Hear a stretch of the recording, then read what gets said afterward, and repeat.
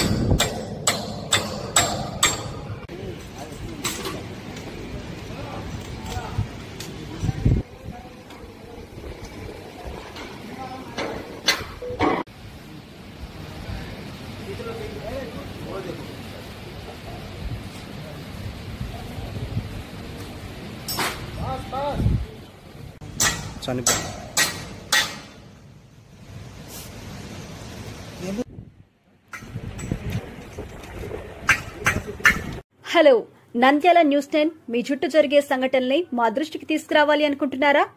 అయితే ఇంకా ఆలస్యం ఎందుకు? మా వాట్సాప్ నెంబర్ 9849700865 కి సమాచారాన్ని ఎప్పటికప్పుడు పంపించండి. మా నంద్యాల న్యూస్ 10 ద్వారా మీ సమస్య పరిష్కరించుకోవడానికి ముందడుగు వేయండి.